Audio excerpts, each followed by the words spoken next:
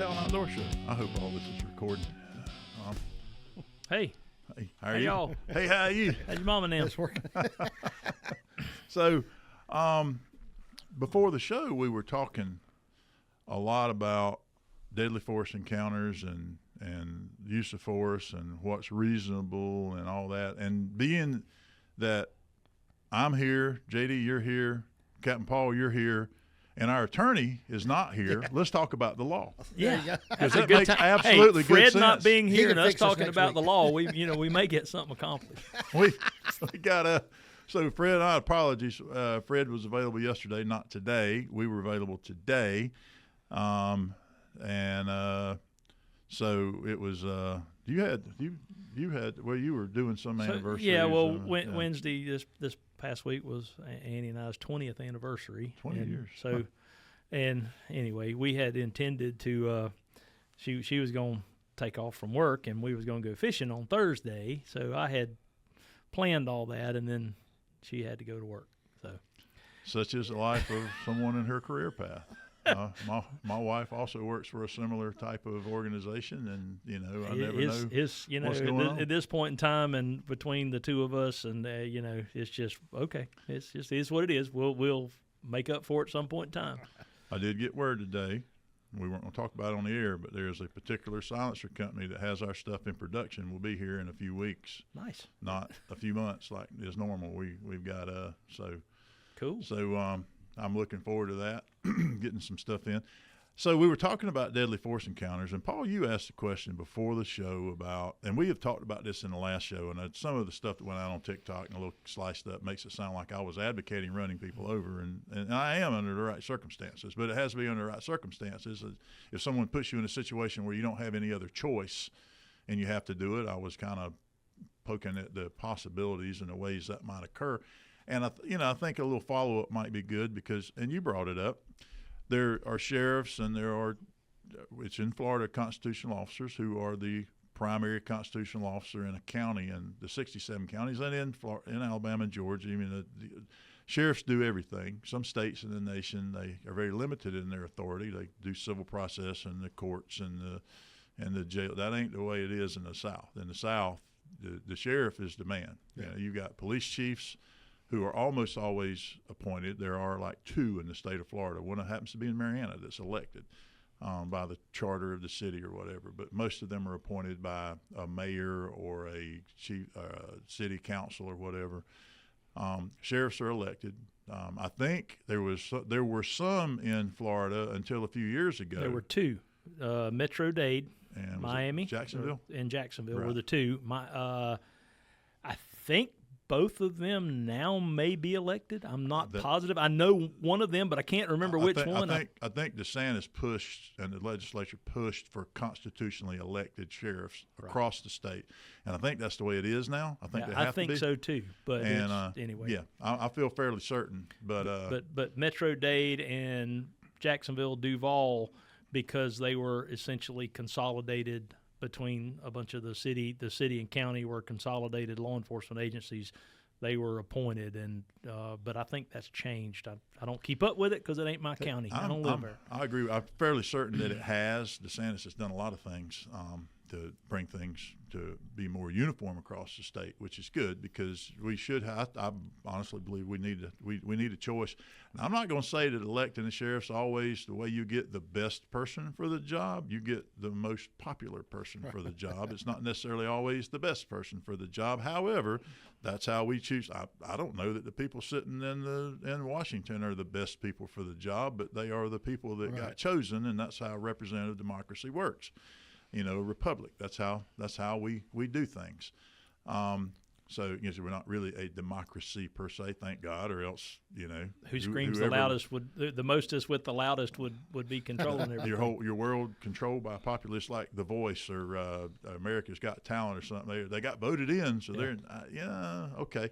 I don't want to listen to that kind of music. I want to listen to this guy.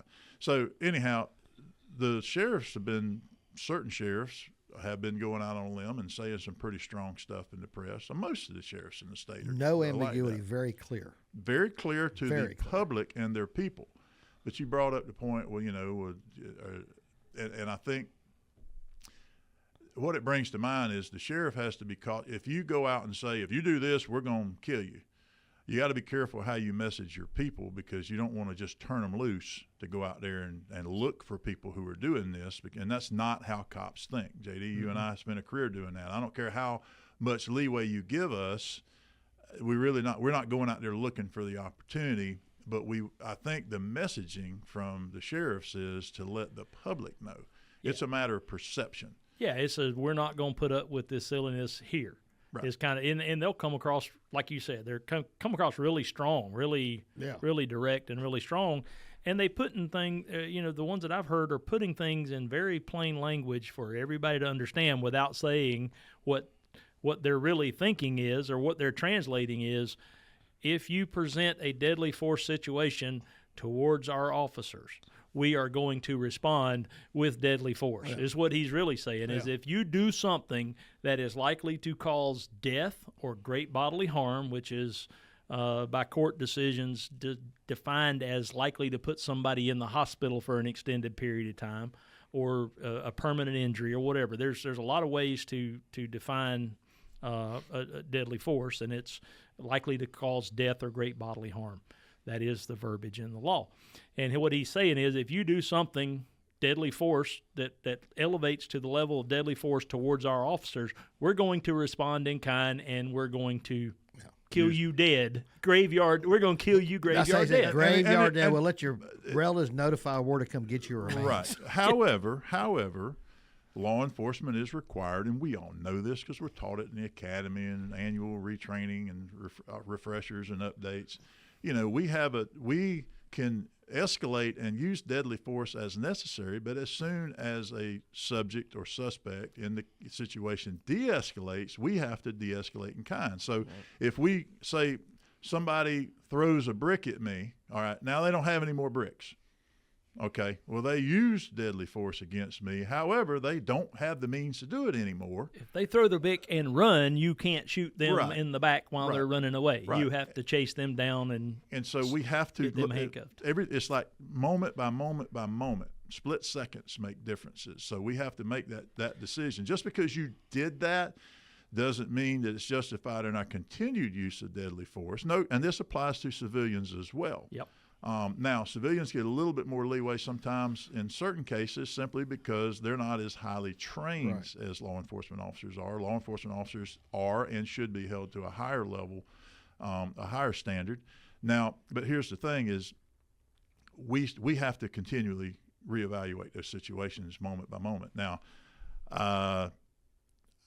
when we tell somebody go out there and go out there and keep the peace, that's what we're really trying to do, is to keep the peace. We're not trying to hurt anybody, but we need to be able to defend ourselves, and civilians need to be able to defend themselves. But when you are out there and you are going to present said violence towards law enforcement, you need to understand you're picking a fight you don't want.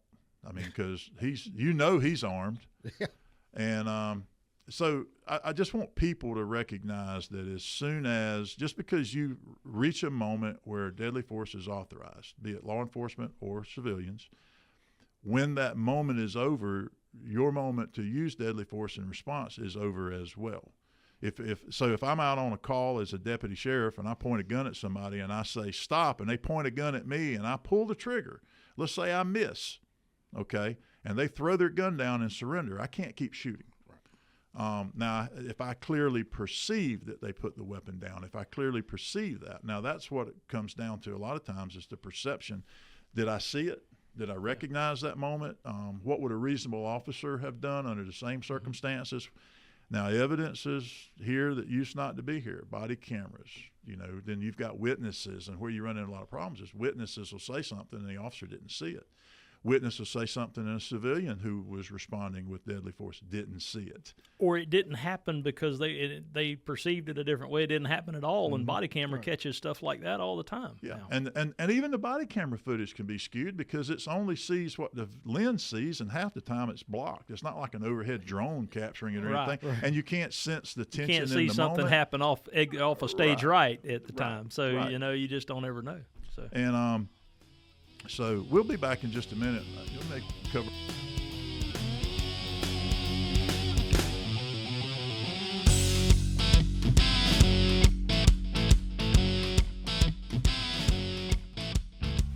And we're back. So when we left, we were talking a little bit about use of lethal force. I mean, we're talking about use of force across the board, whether it be lethal force or non-lethal force. Lethal force being that which is likely to cause death or great bodily harm. Mm-hmm. Non-lethal is force that you wouldn't normally. You're not allowed to touch people unless you're authorized to touch people, and you got to justify it. And stand your ground states so that you can meet force with force, but not deadly force if someone is unlawfully using force against you, or you reasonably believe they're about to. Yeah. With a reasonable with equal person. Force. You can meet them with equal force. Equal force, yeah. Like Governor DeSantis said, if in Florida, if you surround a car and they feel that they can push right through you. So where you have to be careful, where you have to be careful with that is the public hears what they want to hear. Right. Okay. When I go out and I'm the governor or the sheriff, and I say, if you surround people's cars and put them in fear, they can run over you. Okay. Well, the public hears if you surround people's cars, they can run over you. Right. All right, they're in there, and all they remember, and we know this from teaching thousands upon thousands of people over a long period of time, that people will take what they want to hear, and they'll remember bits and pieces, particularly under critical incident stress. Their brains will say, "Oh, I need to hit the gas." Well, that's fine, except that's not really reality. The reality is if they surround your car and then attempt to enter said car, or they are trying to break the windows to get in the car to you. They're trying, because Florida's castle doctrine and most states, Alabama, Georgia, say that if a person is attempting to forcibly and unlawfully enter a residence, a dwelling, or an occupied conveyance, then there's a presumption of violence on their part, and you can presume that they have violent intent. Also, it can be used in the state of Florida, particularly, to defeat a burglary or a violent, not a burglary, but a burglary of an occupied conveyance, but or the burglary of an occupied home. Any violent crime, any violent felony. So kidnapping, rape, arson, things like that. There are certain terroristic things you can, there. So all that said,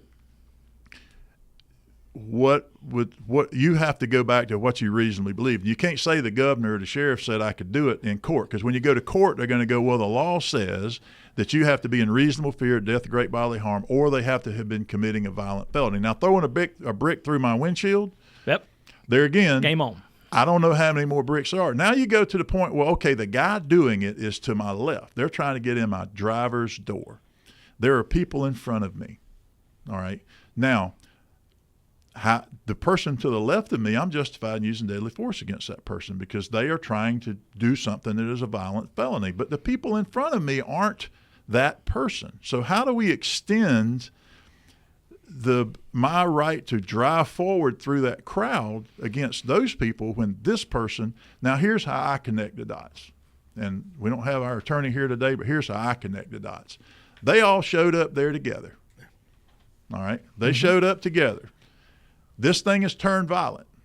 The ones that don't leave, who continue to try to hold me there while I am being assaulted with deadly force, are just as guilty. Accessories to that crime. If you and your buddy go to the bank and he pulls out a gun and starts to rob the bank, and you don't run away, you're as guilty of robbing the bank as he is. Yeah, if y'all or don't try to stop him or whatever. And you don't stay and something? Report it to law enforcement. If you go get away with him, or some guy runs out of the bank with a bunch of money and a gun and a mask on, and goes, "Hey man, let's go," drive, and you drive him away, and he didn't make you. Yeah. So the way I look at it is, if you surround a car and somebody starts doing that, you best get on out the way, because the minute that happens, and Lord knows if that car starts to surge forward. Even if you didn't plan any of that, you're just you better be moving. So I was looking the other day at the definition of terrorism. And the definition of terrorism basically, and I'd read it, but it basically means that anyone who is using threats and I'm not reading this, anyone who's using the threat of violence or threats or intimidation in any way to affect political change or outcome or force their beliefs on someone else. That is actually terrorism. And I could read the actual definition. It's a little more concise than that. But it includes what these people are doing in the streets because they have a political outcome that they're trying to achieve, and they're using the threat of violence in a public place. And violence. And actual and violence. Yes. And so basically when they start to use violence to push their causes, whatever their cause is, left or right, whatever you believe, I don't care if you're pushing a Christian belief and you're out there and you start to threaten people with violence. Right. Okay. Whatever it is. In my book, and by definition, you become a terrorist. Yeah. Wow. And what do we do with terrorists in this country? Well, apparently we applaud them on the leftist news, and we put them all out there and do, unless if you agree with their opinion, then you sing their praises, but that's not how it goes. That will get you run the heck over. Yeah, well, thankfully we didn't have much, if any, violence here in our area during the protest last week, nor did I hear of much of any of it in Florida anywhere. So, I'm all for people protesting. If if that's what you want to do, if you want to spend your Saturday holding a sign up and yelling and screaming, that's fine. But when you pick up a brick, it changes. But it's a very different. But protesting and rioting are two very different things. Here's the definition of terrorist from the Oxford Languages Dictionary on whatever, blah, blah, blah. Terrorism, the unlawful use of violence and intimidation, especially against civilians in the pursuit of political aims. So what are all the protests for? Are there for political? They have political Absolutely. aims. Okay, be What it immigration, be it whatever. And when that turns to intimidation and violence, it becomes terrorism. And I think if we started to define that way, then it would flip a switch in a lot of people's brains.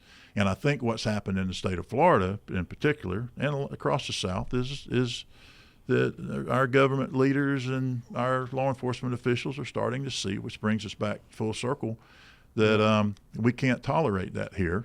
They'll do it in the big cities, but we're not going to tolerate that down here. But as a person, you need to know that you can use deadly force to defend yourself. As a person who has out there protesting, they need to understand that if they're there and it turns south, time to go home.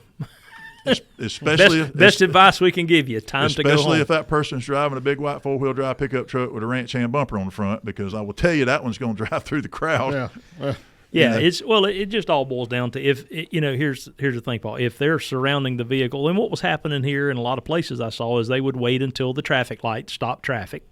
They would take the street, hold their signs up in front of the cars and all this stuff, go stay in the crosswalk, not committing any pedestrian violations, walk out in the middle of the intersection looking for their 10 minutes or whatever, 10 seconds of fame.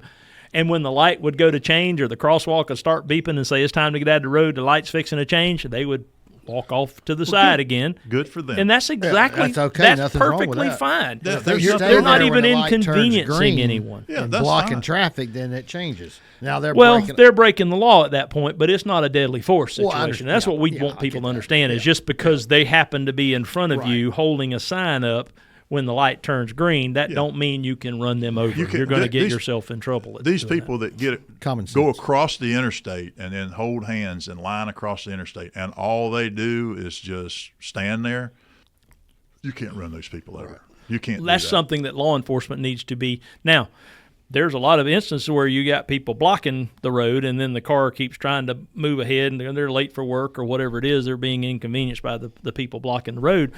And when they start moving around, then somebody goes up there and grabs and puts a hand on the door or hits the car with a stick or breaks the glass or starts trying to break in. That's the situation changing. You got a whole different set of parameters at that point. And if you start to do that, you go, okay, I'm not sitting here waiting. I'm going to ease through this crowd a little bit. They're going to get out of my way. Technically, they're standing there. Mm-hmm. All right, they're not where they lawfully can be. Now, that's the caveat. You go, well, okay, I'm going to move. If you are where you lawfully can be, you can defend yourself if someone uses force against you. Well, driving that vehicle forward, that could be aggravated battery, aggravated assault, because that's a deadly weapon. You go up there and you bump them, You've just unlawfully touched them could With the car. potentially be a deadly weapon. So there's an argument for now you are a felon aggressor. because you went up there and bumped into them with your car because all they were doing was standing there. Now they can't defend themselves under stand your ground because they're not where they lawfully can be. You can't lawfully block traffic. So it gets out of the whole stand your ground castle doctrine gets out of the equation for a little bit. You are now risking your freedom by not just allowing the inconvenience to occur to you. It's going to make you mad, but you got to suck it up and let law enforcement come deal with it. Call 911, tell them what's going on. And as long as they're just blocking traffic and inconveniencing you, I don't like it, you don't like it, none of us do. Those are hateful, terrible people for doing that. Just suffice to, we believe Know the law. Something's And going to that's circle just it. back around and bite them in the butt one day. It may not be today, but something will happen down the road. Karma's a thing, Yeah. Somebody's watching over your shoulder. It's important for everybody and to educate themselves and to continually educate themselves because laws change and positions change and court decisions can change the law. Yeah. They can, when the court has to interpret the writing in the law, that can change the outcome of things. And we've seen it our whole entire career where things were lawful for us to do one week and unlawful for law enforcement to do the next week. There's constantly court cases that can change the parameters, and it's good to go back and refresh yourself. And a lot of it stuff. boils down to who your prosecuting attorneys Yep. are in the area, which law enforcement officers are in that area. You may, just because you may not get arrested or charged doesn't mean that it's not illegal, and you may get arrested and charged with something that's not. I mean, it just depends. You got to know where you're at. Yep. You got to read the room. Yep. All right, we'll be back in just a minute.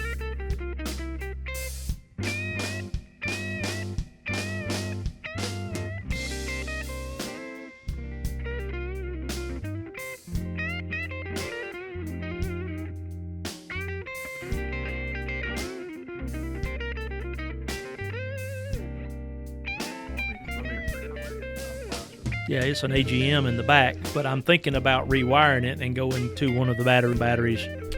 I'm just concerned about the power draw of a day long of using it. Right. What is the power usage of those bottom machines? Right. And they do. I'm wondering if a 16 volt, like a 50 amp hour. Test. And we're back. Feels like it was a long time. It was It was just a few seconds for them, but for us, I think that was an hour. something like that. Got something resolved though, so it's good. Paperwork, man. Until you run a business, you just don't know what it takes to run a business. It's especially if you're in the gun business, it gets complicated. But a lot of any highly regulated organization, any highly regulated industry knows exactly what we're laying down here. So it's tough. Anyhow, well, golly, my mind went blank. What were we talking about when we were on the show? we were talking about use of force and deadly force and all that stuff, and I think we kind of covered it. Y'all were talking more about fishing. Well, that's what we talk about on the break, and bottom machines and amp hours and batteries and lithium batteries and things like that. See, that interested me. The fishing part I kind of zoned out on, but when you start talking about amp hours and batteries and trolling motors and how long a battery lasts, and I'm sitting there going, okay, well, I need to buy a battery today, and I get very interested in that stuff. Well, you build a boat when your entire deck is a solar panel, and then all your batteries are being charged while you're out in the sun. What you would want to do really is do the solar panel as a T-top, so you get shade and solar out of it. I'm sure somebody will. So there's somebody got a solar panel mounted on a T-top. I can guarantee you they do, because lithium batteries work good with solar charging. Mm-hmm. Lead acid, not so much. I like the maintainers that go on vehicles. I mean, I keep all my equipment, the bulldozer and things like that. With the trickle, all those things. It's trickling. But what I'm saying is that the solars, you can get solar panels that'll put out 12 watts, 10 or 12 watts, and that's what lithium likes to have. It likes to have a 10 amp or 10 not watts, amps, 10 amp. Charger. One of them things. Yeah, I've been slowly converting over to the lithium stuff on my boat that I don't ever get to use because You got great power till it quits. yeah. When the battery When goes it's down, dead, it's done. dead. It's done. Yeah, that's There's just no like going power down. tools the same way. Batteries, I tell you, batteries, especially like car batteries, vehicle batteries, they just don't weather well sitting around. I mean, Yes. and you buy it, and it'll tell you, oh, this is no, that thing ain't lasting. You get 2 years out of a car battery, you're doing good. Yes, I'm gonna give a little plug. Battery Source for my lead acid batteries here in town. I took one back, and the guy said 9 years old. I said, well, I do what you said. I check my water every 3 months.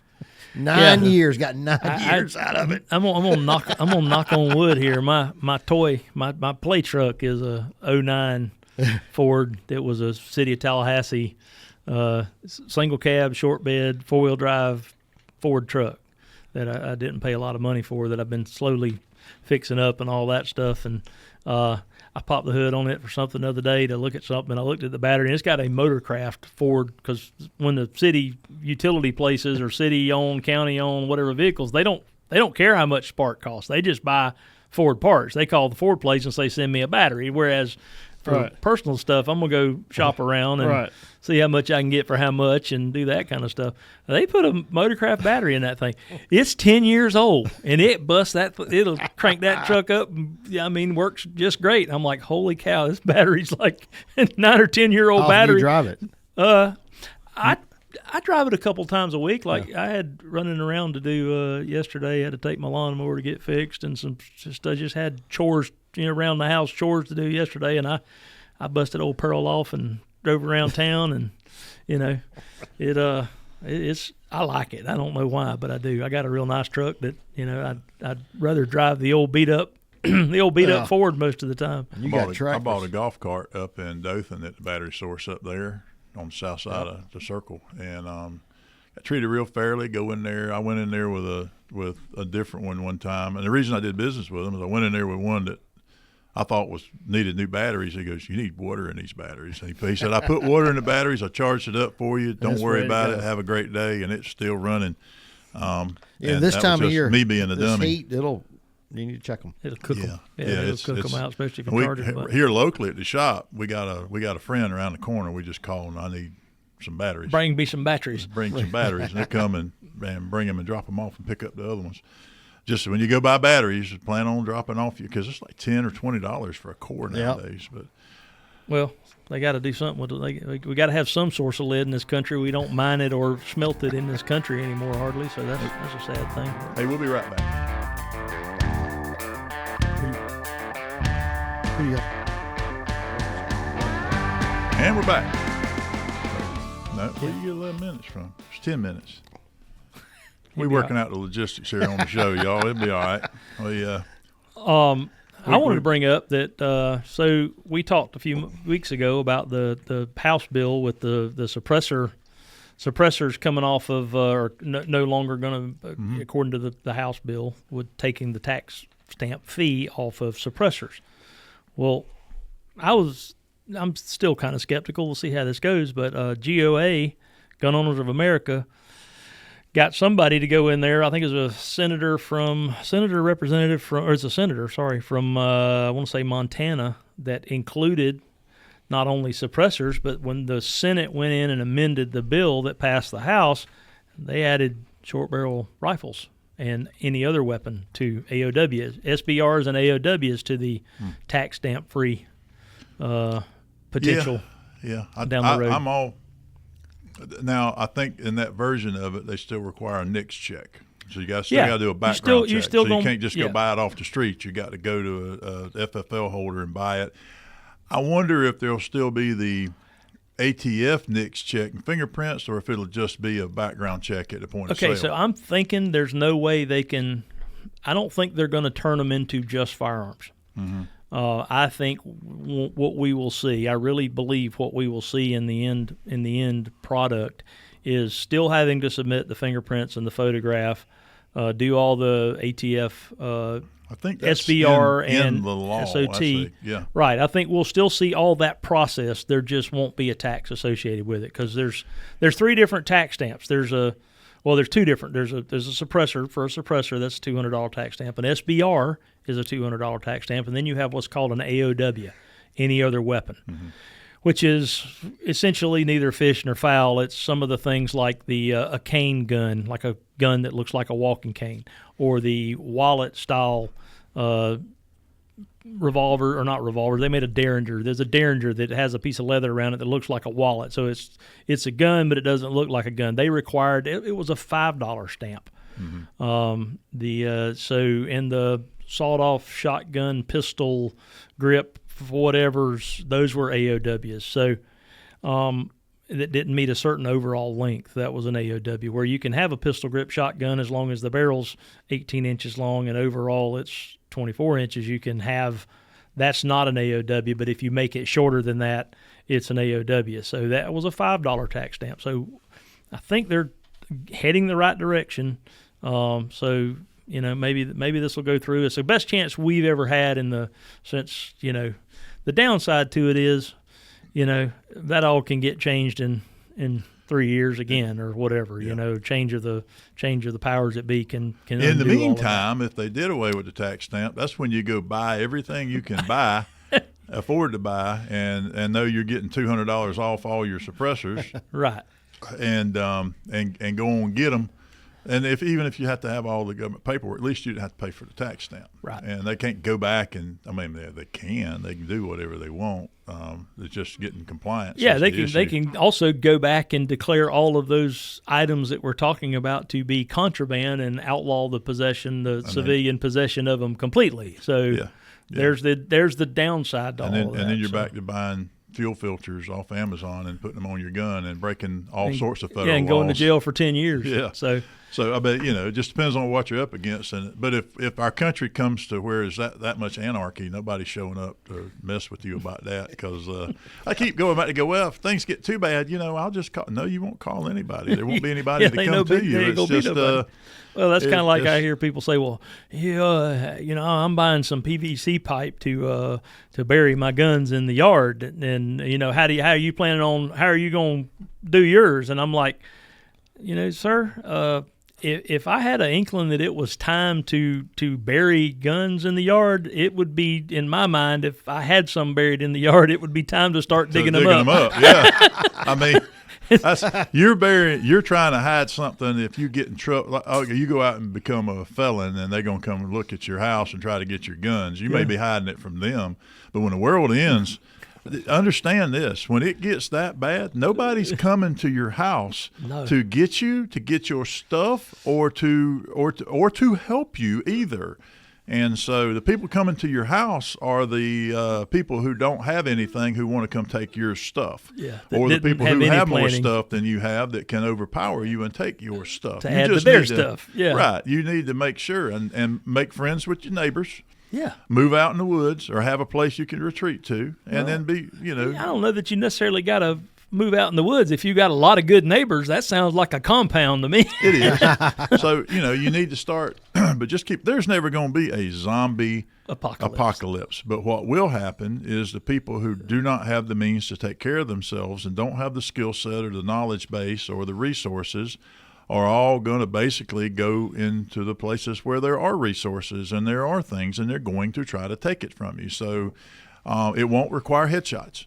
I'm just saying, you know, the zombie movies, you got to shoot them in the head. In real life, all you got to do is cripple them up enough to keep them from coming down your driveway. Or maybe just shoot in the general direction, and they decide they don't want your stuff that bad. They'll go to the next house down the road. It's kind of like having people go, you know, I need a burglar alarm for the house. Yeah, you should have a burglar alarm for the house. But if none of your neighbors have burglar alarms, just put up a sign in your yard, it says you got a burglar alarm, and the bad guys, 9 times out of 10, they're going to case the neighborhood. They're going to see that you have a burglar alarm, and they're not going to hit your house. Yeah, they're going to look for the houses that have cameras and burglar alarm signs mounted out there and go, that's probably not one we want to mess with. Yeah, but if but when the quasi zombie, they're going to look at that and go, that is a high value target. We're going to come in tonight and take everything, and you better have your. I just, you know. There's good people out there that will suffer if things really go bad, but I set priorities. You know, in law enforcement, we set priorities where hostages, victims come first. Innocent bystanders come second on our scale of priorities. Law enforcement, ourselves, first responders, come third. We put ourselves below those people. We risk our lives to save those people. And below us, comes suspects or subjects. Those are people who have done something wrong or have affiliated themselves with people who've done something wrong, and they come last. And then property. We care about property the least. And so, I think in terms of in the end of the world scenario, the top of that list is my family.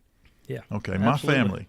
And myself, and because I have to be there to take care of my family. I'm a little more selfish in this because I need to be there for them. So my safety and my family's safety comes first and foremost, and in that involves my closest friends, and then my extended networks, my neighborhood, the people that I like, and that I accept into my groups. And then there's nobody else below that means anything to me. I feel my heart goes out to them. But if there are limited resources, I'm feeding me and mine. Well, you got a situation going on in the Middle East right now where you've got Israel and Iraq bombing each other and shooting missiles and blah, blah, blah. Eventually, which I don't see that happening, what I see happening with Iran is their government is at the point of collapse right now. Their leaders are in hiding and all this other stuff. So you got all these, so they don't die. Right, so because they're being targeted by the Israeli, they're shooting missiles at the leaders. Eventually, you don't necessarily have to conquer the country to get regime change. You just have to take away enough of the services that the government provides to where the people will eventually rise up and say, "Yeah, we can't get anything done. We can't buy food, gas, or get medical care because of the way our government was conducting themselves on an international level, and we need to do something about it." Now, how long that takes, I don't know. I think it's probably different with every country or whatever else, but I really think that's what you will see there in the not-so-distant future is they've already had some quasi-uprisings and rebellion over there. The problem is as we see in the Middle East, anytime they're in third world countries or in South America and Africa, when there is an uprising, the warlords and the gangs and the extremists take over. They take over. Immediately. And then the good people who are trying to rise up and start a government for themselves. And that is because the first thing that all the dictators that were in control in these places did when they took power was to take the ability of the citizens to defend themselves by taking their guns away from them. And that ain't going to happen here. Right. So that's why that's why we are such big proponents of the Second Amendment, because if you look back at history and all these dictators, the first thing that happened when Stalin, when Mao, when all of these dictators around the country, Pol Pot, they go in there and they immediately take firearms away from the citizens so that don't happen. Yeah, and yeah, you're exactly right. We will be right back.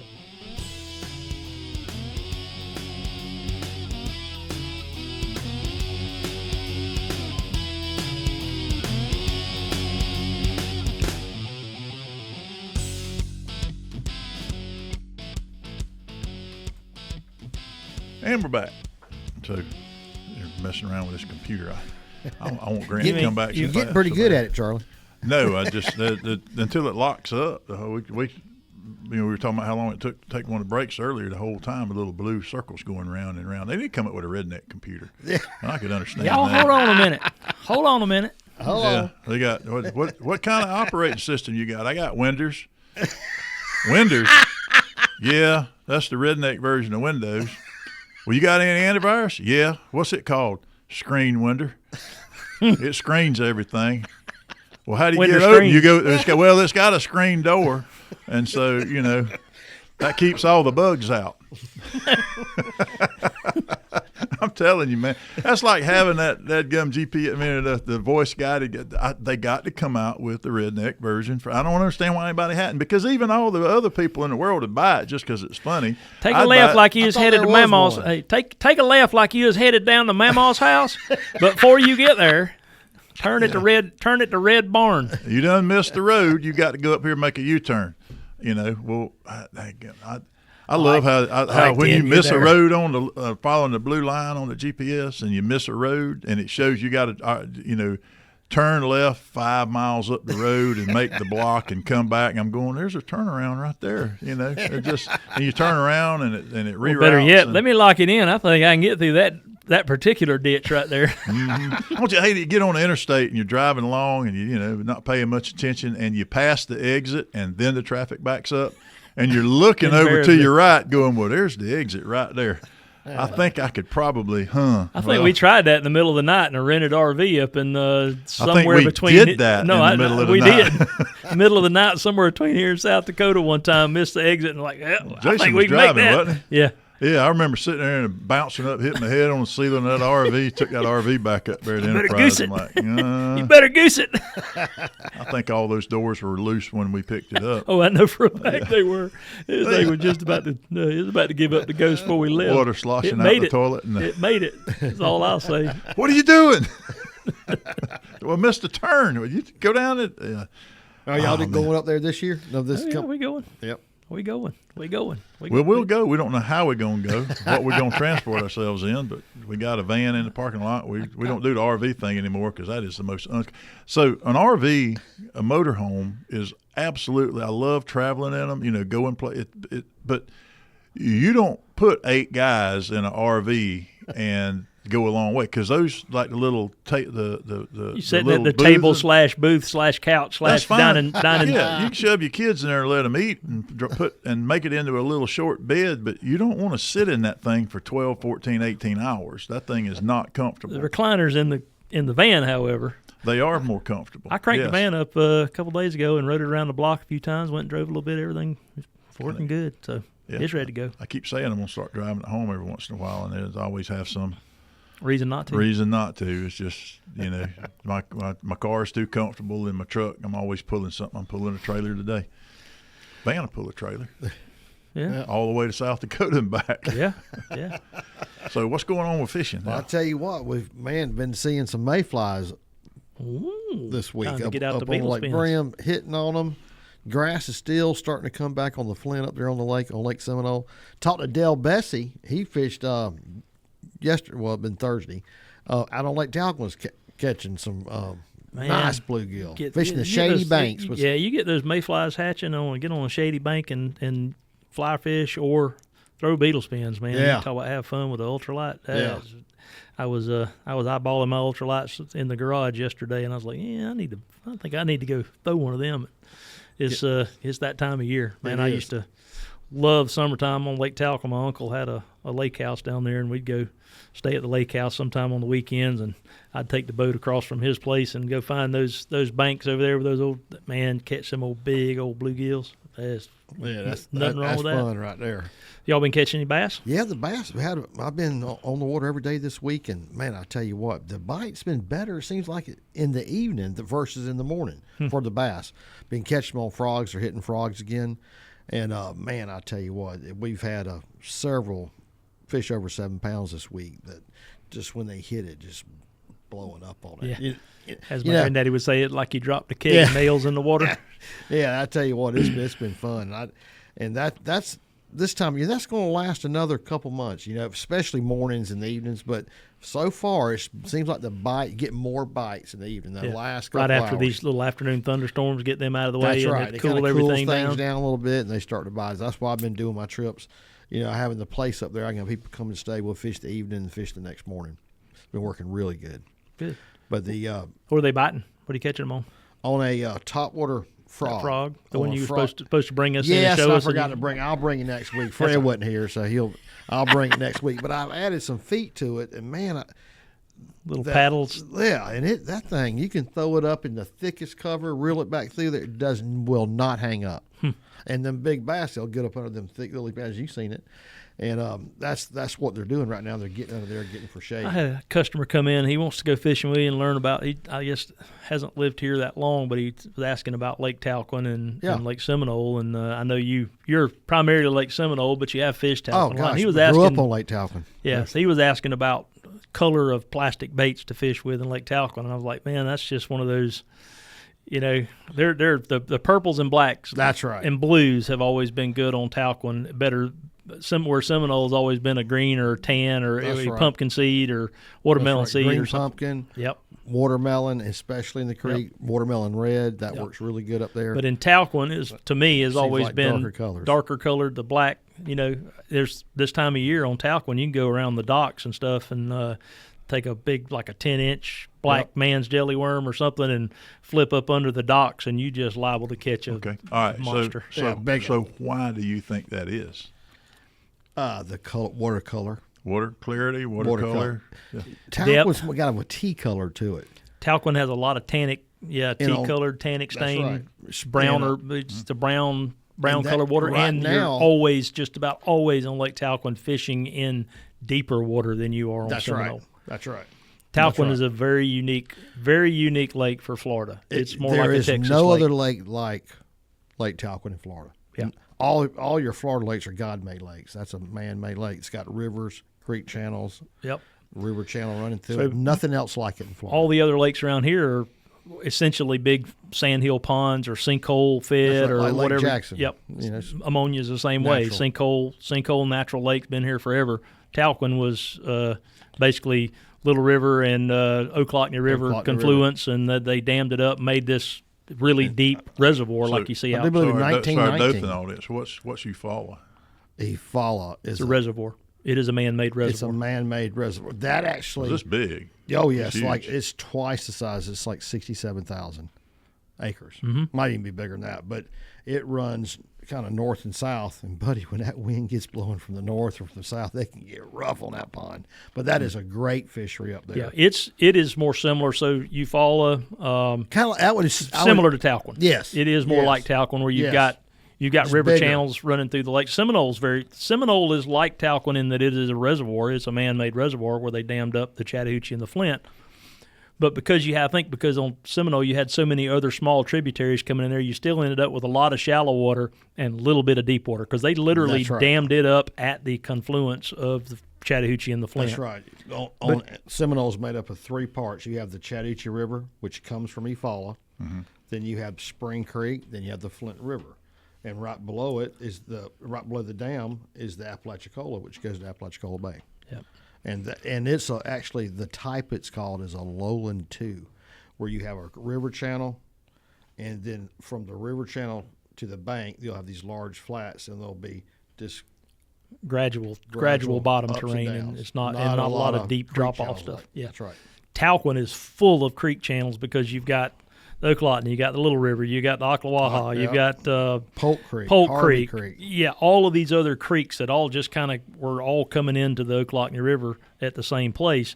So you end up with a whole bunch of deep water. Well, pretty much if you drive any of the roads that border Talquin, you're going over a bridge, another bridge, another That's bridge. right. This creek, that creek, the That's next right. thing, Harvey Creek, this, that, and every one of them goes into the. Right. That's right. And the terrain is so much different off of Talquin. You've got a lot of high ground. You've got a lot of steep banks and stuff like that you don't have over on Seminole.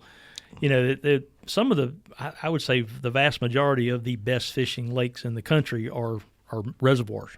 There's Yeah. about the biggest natural lake that's the best fishing would be Okeechobee. Yeah, and I've heard the spraying down there is really Yeah, doing that Okeechobee lake. has been messed coming up. back, though. They're starting to really do a lot of reclamation of the natural flow of things. But Lake Okeechobee is essentially the headwaters of the Everglades. Yeah. And you've had the sugar cane farmers and stuff over the years, and there's so much nutrient going into the water that you had an overgrowth of vegetation, but they're starting to reclaim a lot of that and correct a lot of those things that man did to that. But I still say Okeechobee, as far as big fish and golly, just amazing fishing. Okeechobee's high up there. Yeah, for sure. it is. It is. For sure. All right then. All right then. This clock says we got 8, 7, 6. I reckon we'll see y'all next time. All right, bye. All right, see y'all.